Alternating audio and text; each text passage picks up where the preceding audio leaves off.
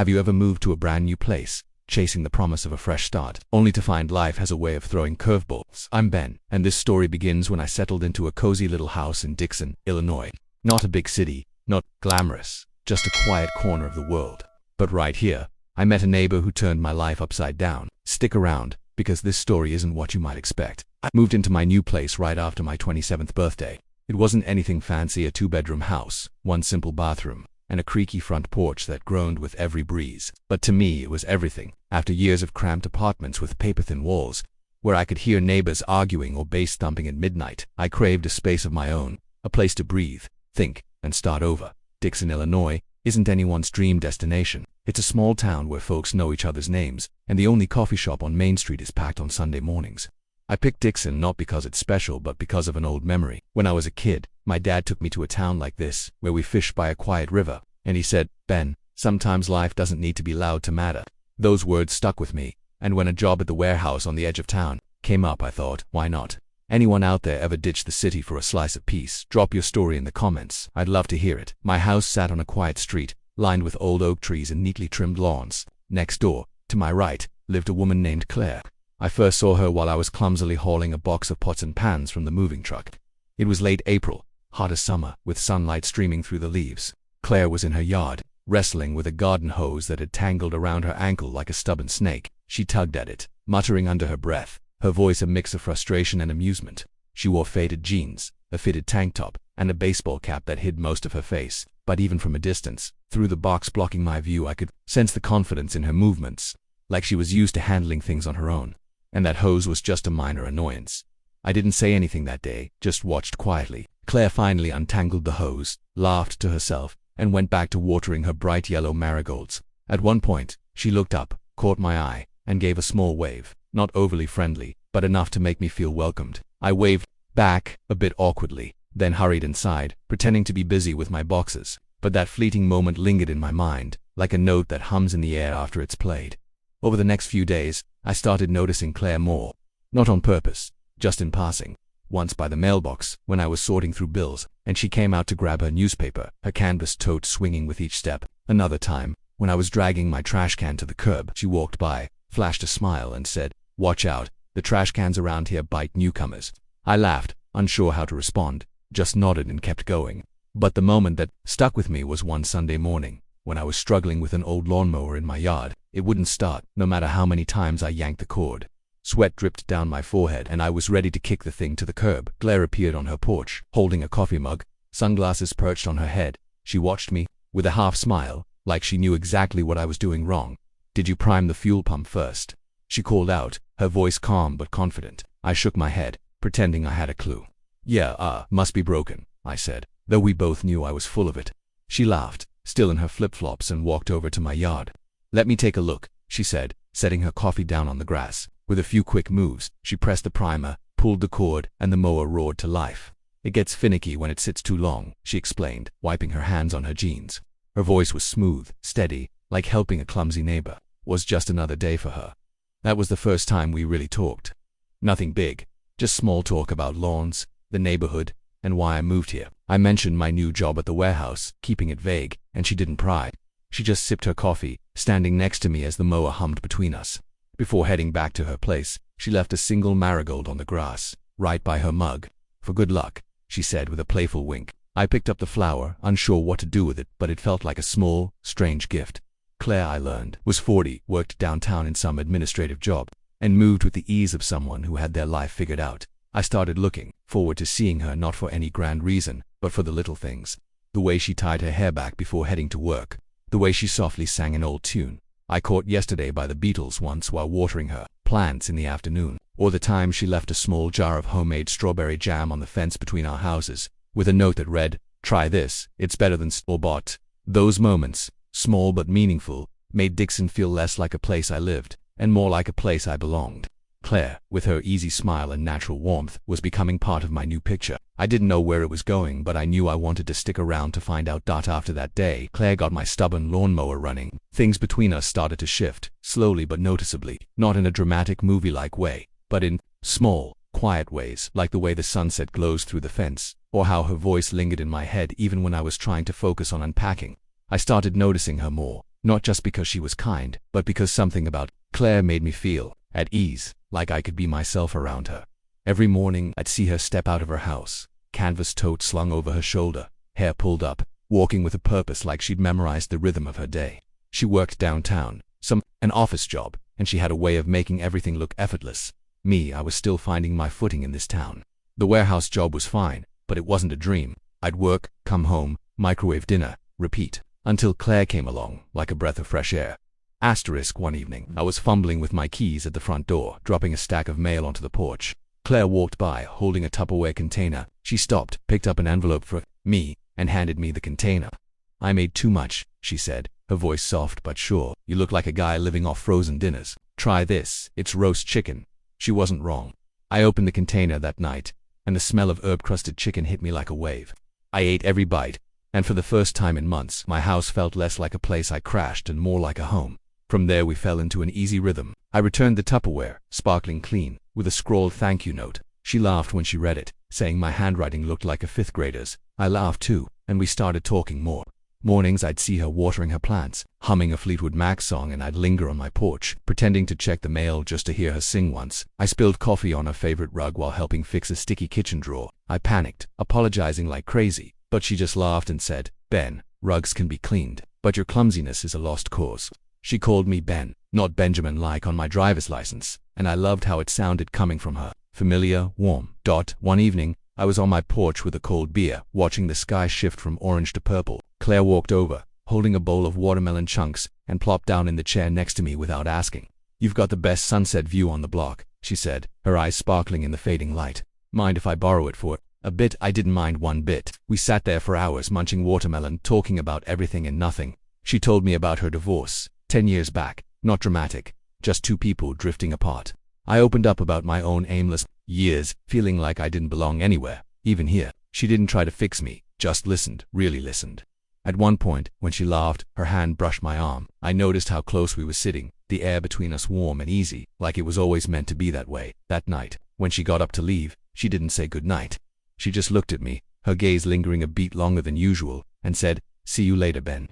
I watched her walk back across the yard, her porch light glowing behind her like a period at the end of the evening. I knew right then something was changing. Not love at first sight nonsense, not the stuff you read in books, but a quiet feeling, like I'd found a piece of myself I didn't know was missing. The days after, things between us grew clearer but still undefined. I started craving those small moments. One afternoon I found a tin of cookies on my doorstep with a note, "Careful, these are addictive." I ate the whole tin in one night and had to admit she was right, they were addictive. I returned the tin with a note, "You win, best cookies ever." She invited me in when I dropped it off. Her house wasn't fancy, but it was alive, bookshelves stuffed with worn novels, photos from far-off trips, a small vase of dried flowers on the kitchen table. Every time I stepped inside it smelled like cinnamon or herbs, depending on the day. I brought over a six-pack of beer, offering to fix a jammed kitchen drawer. I thought I had it under control, but when I yanked too hard, the whole drawer came crashing out onto the floor. Claire burst out laughing. "What do you do at that warehouse, Ben?" "Definitely not fixing things, right?" I shrugged. "Definitely not cabinets." We left the broken drawer on the table, grabbed a beer each, and sank into her couch, talking about nothing important, an old movie she loved, a disastrous college date I'd had. When a storm rolled in, rain tapping the windows, we pulled a blanket over us, and Claire tucked a corner over my legs. I felt the warmth of her hand when it brushed my knee, and we left it there, close, no need to say anything more. Once, we had a playful argument about whether Casablanca or The Godfather, what's the better movie. She swore Casablanca was tops because the love story felt real. I insisted The Godfather won for its intensity. She finally gave in, but not without a sly wink. "You need to rewatch Casablanca, Ben. You'll change your mind." Those moments, small but warm, made me feel alive, not just existing. I started calling her C, and the first time I did, she laughed hard, saying, "Sounds like a code name in a spy flick." I laughed too, but inside, I knew I was falling into something deeper, even if I wasn't ready to name it. Things between me and Claire grew close, but they stayed in that hazy in-between, like a song without a final verse. We didn't call each other boyfriend or girlfriend. We didn't label what was happening. But every time I saw her, my heart beat a little faster. Then one Friday night, while we were having dinner together, grilled salmon, roasted veggies, and a glass of white wine that left her cheeks faintly pink, Claire spoke up out of nowhere. "Ever been to Asheville?" she asked, twirling her fork absently. I shook my head. "Heard of it? Artsy mountain town, right?" She nodded, her eyes lighting up like she was remembering something. "I haven't been back in years, but if we went, just to get out of here for a bit, shake off the dust. I didn't need to think twice. I'm in, I said, and her smile lit up the room. The next morning, as the sun peeked over the rooftops, we were ready. Claire had packed her SUV, a cooler with snacks, a tote bag stuffed with books, and a folded flannel blanket in the back seat, like it had been on countless trips before. She wore a simple tee, hair tied low, sunglasses on, looking like this trip was the most natural thing in the world. I sat in the passenger seat, feeling a mix of excitement and calm, like I was stepping into a new chapter without knowing the plot. The drive took about 5 hours, winding through green hills and curvy roads into the Blue Ridge Mountains. We didn't rush. Claire played an old playlist, Simon and Garfunkel, Joni Mitchell, and we sang along, even though I didn't know the words. At one point, she told me about going to a high school prom in a sparkly denim dress, mortified. The whole night, I laughed so hard my sides hurt, then shared my own story of a date gone wrong, when I spilled an entire plate of spaghetti on my shirt in a packed restaurant. We stopped at a roadside stand, bought a bag of caramel popcorn from an old man with a dog napping under the table. Claire split the bag, handing me half, and when our hands brushed, I felt a warm spark. Asheville greeted us with bright sunshine and music drifting from street corners. We stayed at a small inn tucked behind a row of art galleries with creaky wooden floors and handwritten notes left on the pillows. That first night, we wandered downtown, stopped at a coffee shop thick with the smell of roasted beans, then found a rooftop bar with a view of the city. The air carried hints of jasmine and craft beer. We sat close, knees brushing, watching the city lights give way to stars. Claire said, her voice soft like the jazz playing inside. Feels like a bubble, doesn't it? Like we've stepped out of real life for a bit. I nodded, looking at her. I don't mind hitting pause like this. Inside, I thought, I want this moment to last forever. Back at the inn, the room was quiet after a day of laughter and movement. Claire stood by the window, looking down at the streetlights casting a glow on her face. I walked over, slipped my arms around her waist, rested my chin on her shoulder. Thanks for asking me to come, I said softly. She leaned back into me. Thanks for coming along. We stood there saying nothing more, just feeling each other's warmth. Later, we talked, touched, kissed, not rushed, not defined, just close, like the world had shrunk to fit just us. The next morning we found a breakfast spot with mismatched mugs and fluffy pancakes dripping with butter. Claire laughed when I snapped a photo of her sipping coffee, a drip running down her chin. That picture, with her carefree smile, became one of my favorite memories. Not because she looked perfect, though she was beautiful, but because she looked unburdened. In that moment, I thought, this is the real Claire, and I'm lucky to see her like this. On the drive back we talked less, but it wasn't a sad silence. It was the comfortable kind, when you don't need to fill the space. Claire's hand rested on my thigh, her thumb tracing small circles on my jeans. I looked out the window, watching the mountains fade, wondering if I'd ever been this happy. Not the loud kind of happy, but the quiet kind, like finding a place you belong. Back in Dixon, everything looked the same, the quiet street, the wooden fence, the crickets chirping at night. But Claire and I weren't. The trip left us with a shared memory, a pocket of time we could hold on to. I started to understand her more, not through words but through her laugh, the way she tilted her head when she thought, the way she let me into her world. And deep down I knew I wasn't just falling for Claire. I was in love with her, even if I wasn't ready to say it out loud. The Asheville trip left something special between me and Claire, like a keepsake tucked away carefully. We came back to Dixon, kept spending time together, but it wasn't quite the same. Not because we fought or disagreed, but because a faint haze, like morning mist, started settling over our moments. I still saw her every day on her porch in her kitchen, or when she left a Tupperware on my doorstep. But the containers came less often, the notes less frequent. I stopped bringing laundry to her place, stopped lingering after dropping off dishes. Neither of us said anything, but we both felt it. Something was shifting. One Sunday afternoon, Claire asked me to help clear out her attic. I thought it was an excuse to hang out like old times, so I grabbed work gloves, flashed a goofy grin, and pictured us joking around and cracking open a beer after. But when I climbed into the attic, I knew this wasn't a fun afternoon. Dusty boxes, old high school yearbooks, postcards from places I'd only seen on TV. Claire sat among it all, flipping through a photo album, her eyes distant.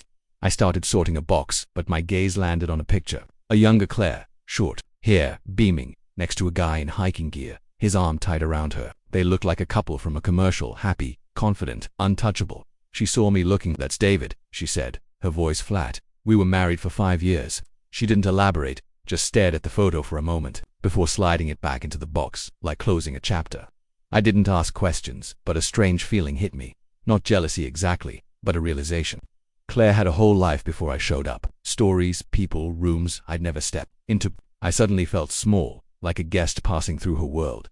Asterisk that night, lying next to Claire in bed, the streetlight filtering through the curtains. I couldn't hold back. "Do you ever think I'm just a stop along the way?" I asked. She turned to me, her eyes clear in the dark. "No," she said, her voice steady but soft. "But I know you could be." I waited, hoping she'd say more, but she didn't, and I didn't push. She was right. I wasn't sure I'd stay in Dixon forever.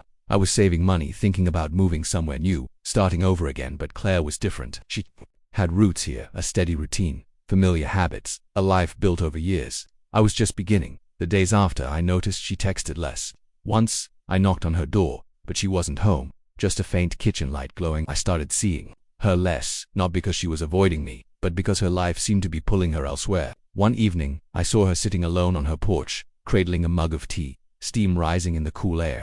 I walked over, sat beside her, and we said nothing for a few minutes. Then she spoke, her voice light as a breeze. "I'm thinking about selling the house." The words hit me like a quiet punch. "Oh," I said, trying to sound casual. "Just thinking, not sure yet," she added, but we both knew what it meant. We didn't talk about it again, didn't discuss what would happen to us if she left. But from then on, things felt different. The evenings we used to spend together, listening to crickets and sharing a bottle of wine, became rare. I still saw her watering her plants, still heard her humming softly, but there was an invisible distance between us.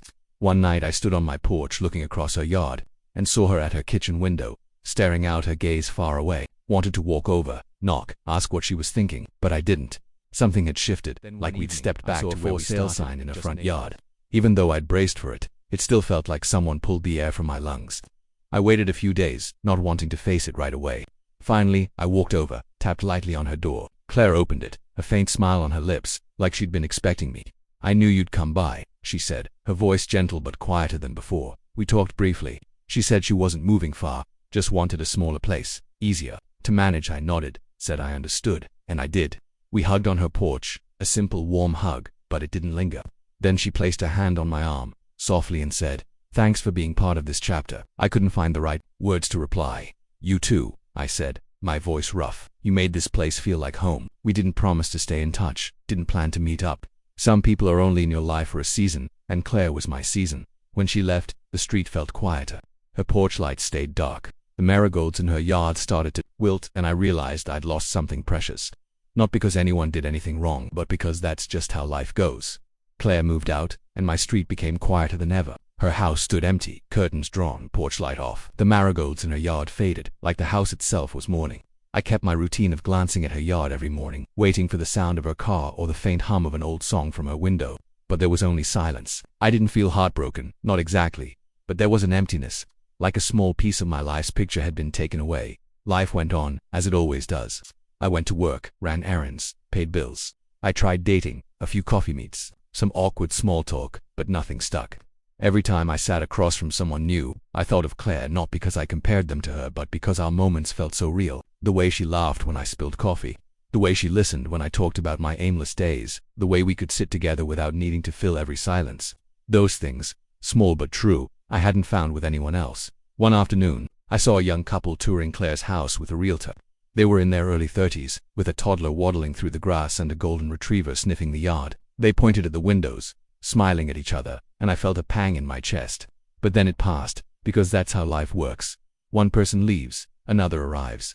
Claire had been part of me, but now it was time for someone else to write their story in that house. I started filling my days. I signed up for a painting class at the community center, something I'd never tried before. My first brushstrokes were awful, but each week I got a little more patient, a little more focused. I started noticing small things around me, the way sunlight filtered through the trees, the sound of birds at dawn.